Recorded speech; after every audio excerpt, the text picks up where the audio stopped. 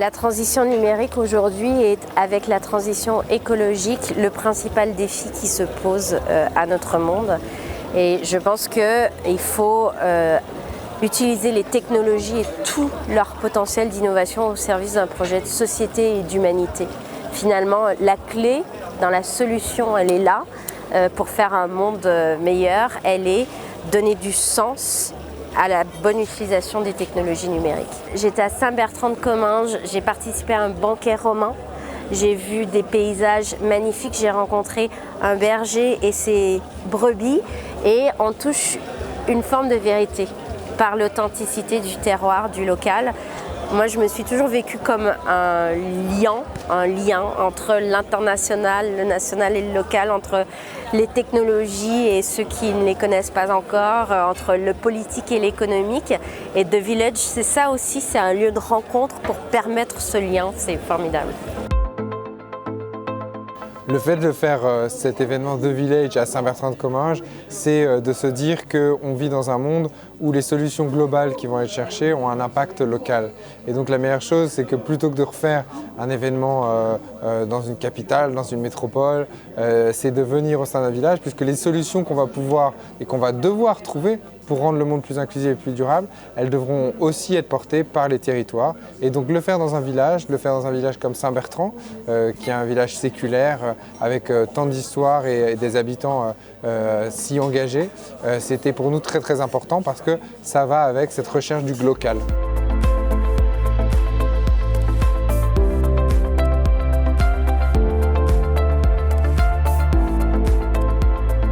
Dans nos sociétés, prendre le temps devient un vrai confort, un vrai luxe. Et prendre le temps dans un site comme Saint-Bertrand-de-Comminges, dans la ruralité, je crois que tout le monde a une capacité de mieux penser, mieux réfléchir, mieux s'investir dans des lieux avec autant, on va dire, de symbolique comme Saint-Bertrand.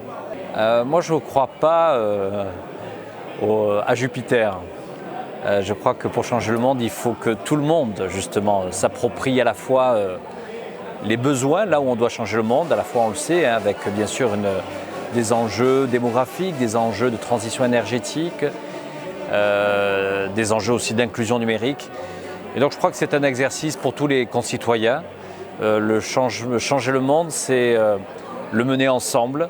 Et je crois qu'ici, à la fois, ce lieu incarne bien la dimension globale et locale. C'est changer le monde, bien sûr, avec des leaders, des gens qui ont certainement de l'expertise, une vision, mais aussi essayer d'associer les habitants de Saint-Bertrand. C'est ce que nous essayons de faire.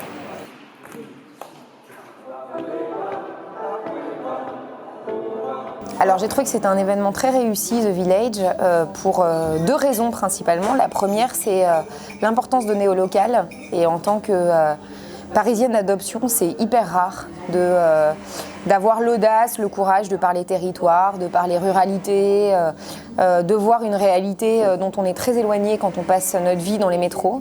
Donc je trouve qu'on a su remettre avec beaucoup de bienveillance, de générosité, le territoire, la localité au cœur du sujet. Le deuxième atout à mes yeux, c'est la petite taille en fait de l'événement. Donc le fait qu'on soit une centaine de participants, ça permet quelque chose qui est très rare dans nos sociétés contemporaines ultra rapides, ce sont des échanges de qualité.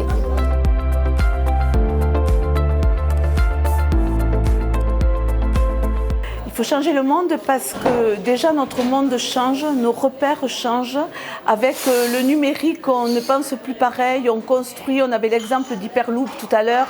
Quand on sait que dans peu de temps, on fera Montpellier-Toulouse en 15 minutes, eh bien, nos repères changent et du coup, il faut qu'on puisse construire le monde qu'on veut demain, qu'on puisse être acteur de ce qu'on veut choisir. Moi, je pense que The Village version 2, déjà, c'est avec des ateliers en off. Il y a un The Village Off, je crois que ça sera ça l'innovation. Et ensuite, on a construit le noyau dur, donc c'est ce noyau dur élargi.